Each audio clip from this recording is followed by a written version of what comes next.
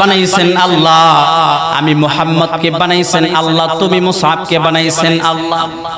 মুসআব ডাক দিয়ে বলেন, পয়গম্বর এটা আপনি কি শুনাইলেন? সারাটা জীবন লাত এবং উজ্জার পূজা করতে করতে আমি তো ক্লান্ত হয়ে গেছি। আমার খোদা কয়জন এইটাও আমি জানি না। আমার হাত বানাইছেন কে এইটাও আমি জানি না। আমার পা বানাইছে কে এইটাও আমি জানি না। আমার মাথায় মস্তিষ্ক কে দিয়েছে এইটাও আমি জানি না। মুসআব ডাক দিয়ে বলেন, পয়গম্বর ইসলামের রুলস এবং ইসলামের নিয়ম এত সুন্দর, আল্লাহ একজন। ও পয়গম্বর আমি আমার হৃদয়ে গ্রহণ করে নিলাম আল্লাহ একজন।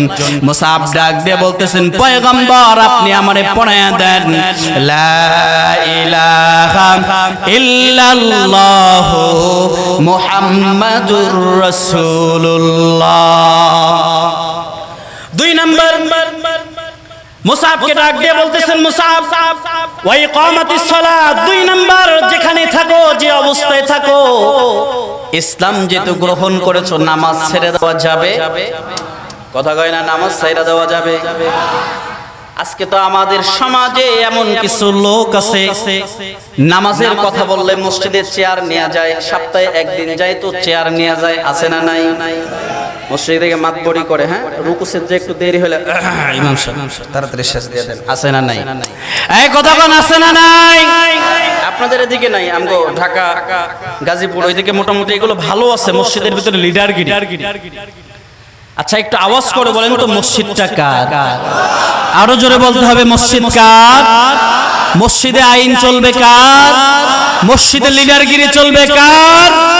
আল্লাহ ছাড়া মসজিদের ইমামের বিরুদ্ধে, মসজিদের মুয়াজ্জিনের বিরুদ্ধে, উলামায়ে কেরামের বিরুদ্ধে কোন বাতিল যদি কথা বলতে চায়, ওই বাতিলের কালো হাত আমরা ভেঙে দেব।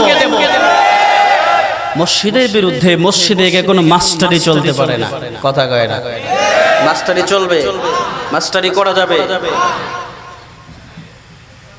হযরতে মুসআবকে নবীজি ডাক দিয়ে বলতেছেন, ওয়া ইকামাতিস সালাত। 2 নাম্বার মুসআব, নামাজ পড়তে হবে, যে অবস্থায় থাকো নামাজ ছাড়া যাবে না। ওয়া ইতাইজ যাকাত।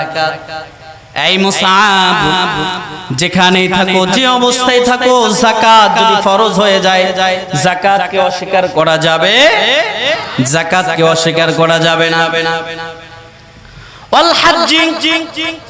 4 নাম্বার নবীজি ডাক দিয়ে বলেন, ওয়াল হজ্জ। হজ যখন ফরজ হয়ে যাবে, হজ ছাইরা দেওয়া যাবে। অসাওমি রমাদান। রমজান মাসে 1 মাস রোজা রাখা তোমার জন্য ফরজ হয়ে গেছে, রোজা রাখতে হবে। বলেন তো, রোজা 1 মাস নাকি 30 দিন? 30 দিন, 1 মাস।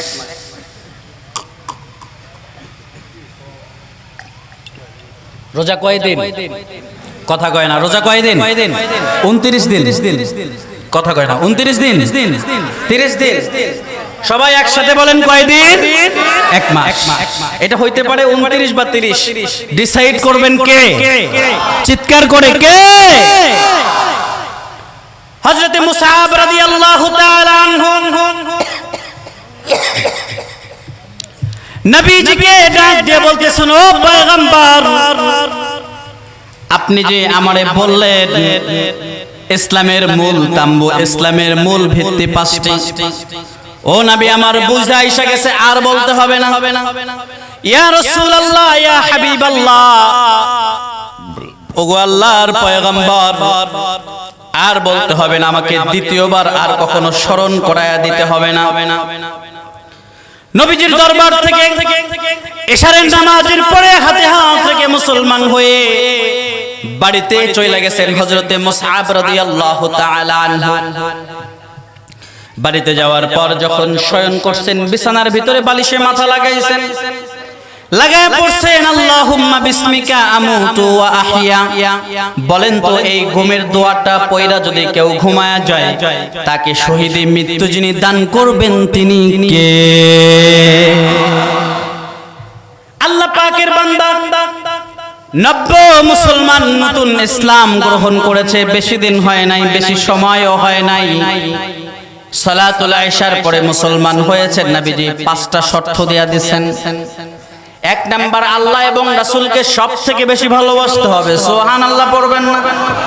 ওয়া ইকামাতিস সালাত, নামাজ পড়তে হবে, ওয়া ইতাইজ যাকাত, যাকাত দিতে হবে, ওয়াল হাজ্জি, 4 নাম্বার হজ করতে হবে, ওয়া সাওমি রমাদান, রমজান মাসে রোজা রাখতে হবে। হযরতে মুসআব রাদিয়াল্লাহু তাআলা আনহু নবীজিকে বলেন, ইয়া রাসূলুল্লাহ, দ্বিতীয়বার আমাকে আর বলতে হবে না, সুবহানাল্লাহ পড়েন।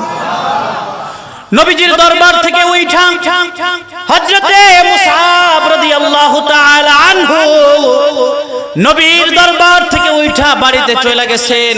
বাবা লাত এবং উজ্জার পূজা করে, মা লাত এবং উজ্জার পূজা করে। একটা বোন ছিল, ওইটাও ছিল মুশরিকা। ঘরের মধ্যে আর